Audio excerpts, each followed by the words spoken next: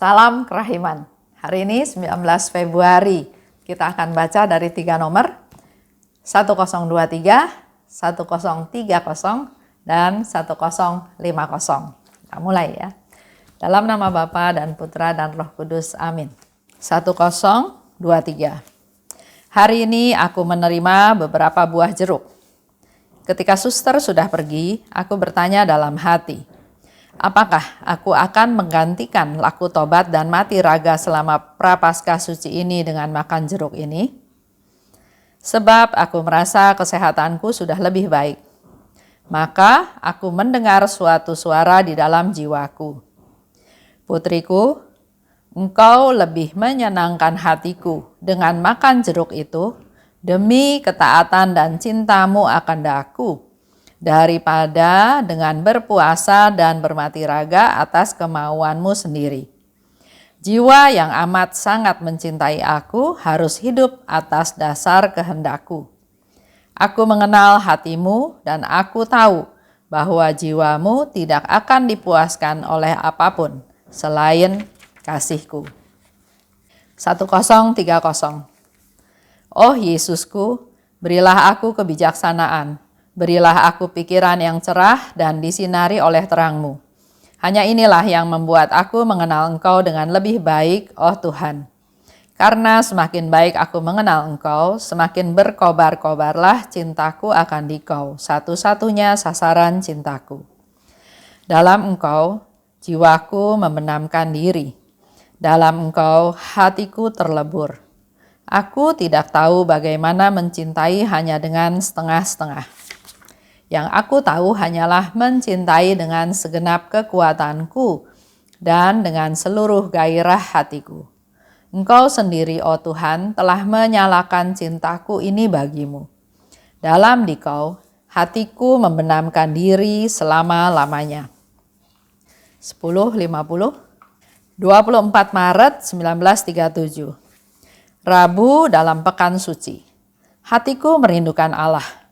Aku ingin bersatu dengan Dia. Suatu ketakutan yang dahsyat menembus jiwaku dan pada saat yang sama suatu nyala cinta mengobarkan hatiku. Cinta dan penderitaan berpadu dalam hatiku. Itu untuk tanggal 19 Februari. Di 1023 diceritakan aku menerima jeruk.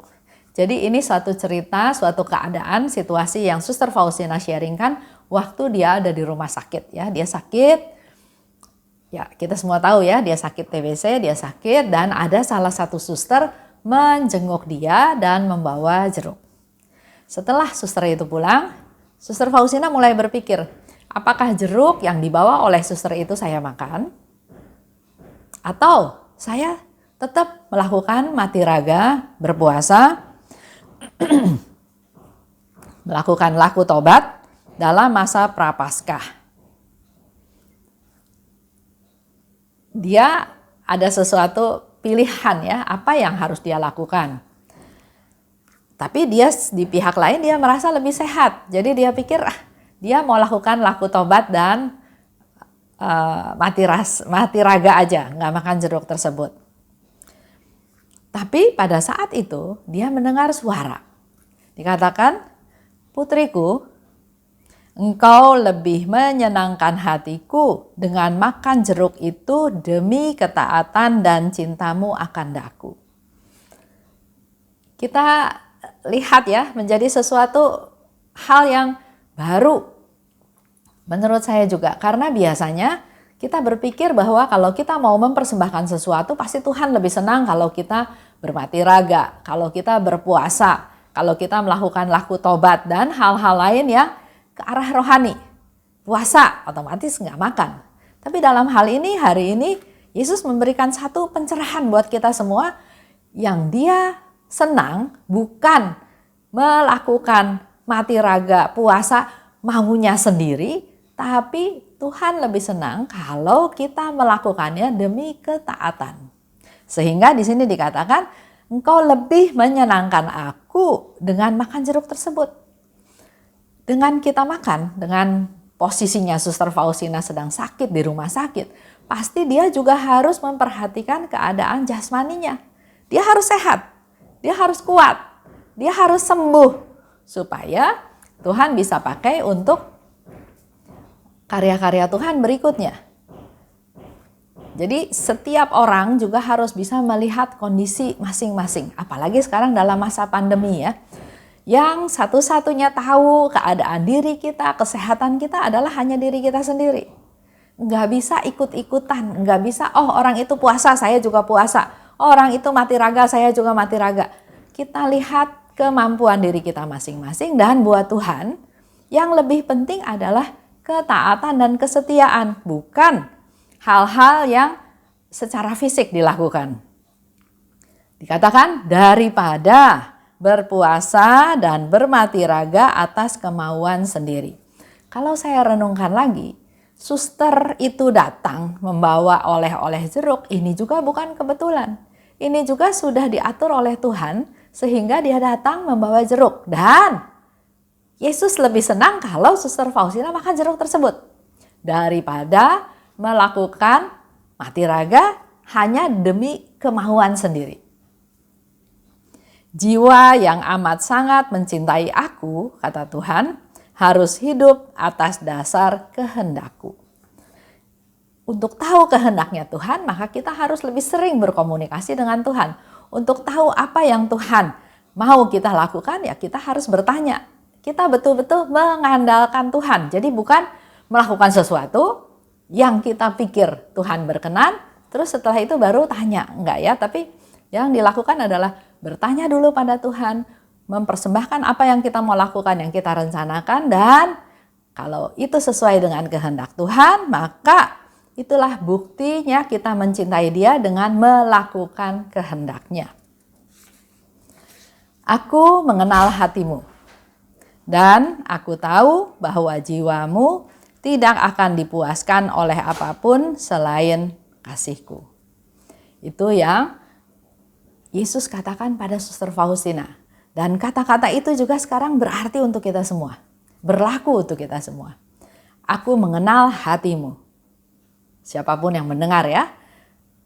Yesus katakan, aku mengenal hatimu. Dan aku tahu jiwamu tidak akan dipuaskan oleh apapun selain oleh kasihku. Coba kita refleksi diri kita masing-masing. Tuhan tahu loh isi hati kita. Dan apa sih yang menjadi harapan kita, yang menjadi tujuan kita, yang menjadi sesuatu yang kita harap-harapkan. 10.30, ini ungkapan dari suster Faustina ya. Oh Yesusku, berikanlah aku kebijaksanaan. Berikanlah aku pikiran yang cerah dan disinari oleh terangmu. Jadi untuk tahu kehendak Tuhan, untuk tahu apa yang Tuhan inginkan kita lakukan, minta kebijaksanaan dan minta supaya kita diterangi oleh sinar terang Tuhan. Ini yang membuat aku mengenal Engkau dengan lebih baik. Jadi kebijaksanaan dan terang Tuhan itu bisa membantu suster Faustina untuk mengetahui kenal Tuhan dengan lebih baik. Semakin baik aku mengenal Engkau, semakin berkobar cintaku akan Engkau. Semakin kita tahu keinginan Tuhan, rencana Tuhan, semakin kita punya nafsu yang berkobar-kobar, cinta yang berkobar-kobar untuk melaksanakannya. Aku tidak tahu bagaimana mencintai hanya dengan setengah-setengah. Nah, ini kita coba evaluasi dengan diri kita. Kalau kita mencintai setengah-setengah dan mencintai all out, pasti ada bedanya. Suster Faustina di sini katakan dia nggak tahu yang namanya mencintai setengah-setengah. Contoh yang gampang mungkin saya mencintai dia kalau dia mencintai saya. Jadi cintanya pasti setengah-setengah, nggak full, nggak all out karena ada syarat. Nah, sedangkan suster Faustina katakan dia nggak ngerti tuh cinta yang setengah-setengah. Walaupun dia menyakiti saya tetap mengasihi dia. Walaupun dia menyusahkan saya tetap mengasihi dia. Jadi kita juga belajar untuk jangan membuat patokan sendiri tentang cinta yang setengah-setengah. Mari kita belajar mengasihi Sesama suami lah, contohnya suami atau istri atau anak atau mertua atau menantu. Jangan setengah-setengah, kita belajar mencintai dengan all out. Karena dikatakan oleh Suster Faustina, dia nggak tahu cinta yang setengah-setengah. Yang dia tahu hanyalah mencintai dengan segenap kekuatan. Dengan seluruh gairah hidupku. Itu ungkapan cintanya Suster Faustina pada Tuhan. Nggak setengah-setengah.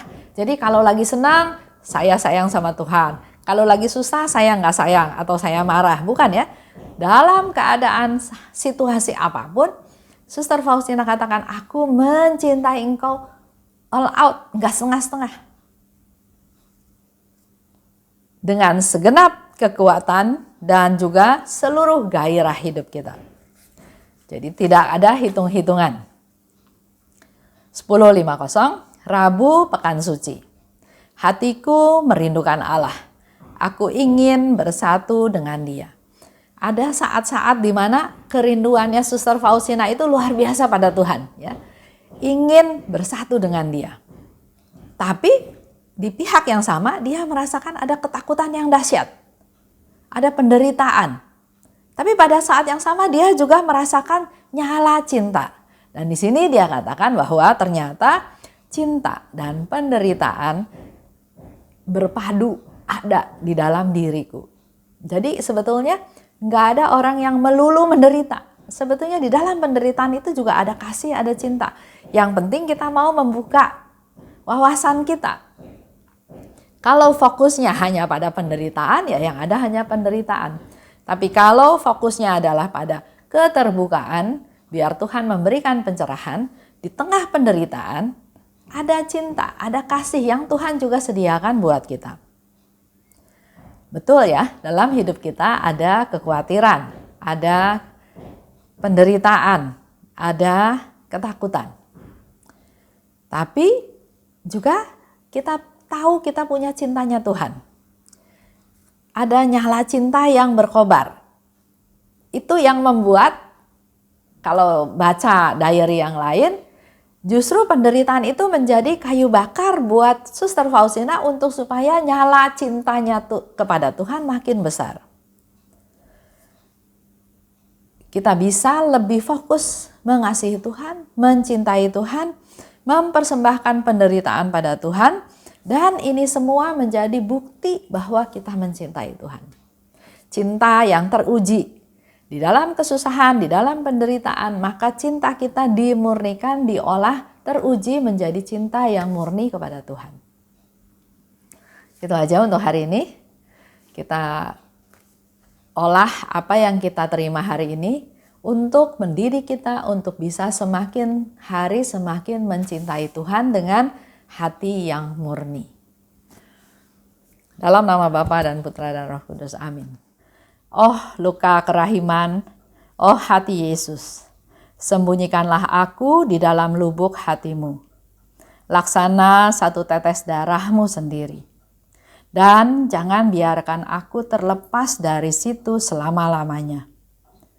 Kurunglah aku di dalam lubuk hatimu, dan ajarlah aku mencintai Engkau.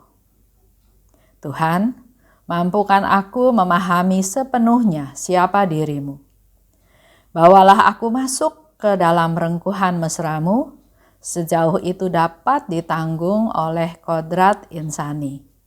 Amin. Dalam nama Bapa dan Putra dan Roh Kudus. Amin. Salam kerahiman.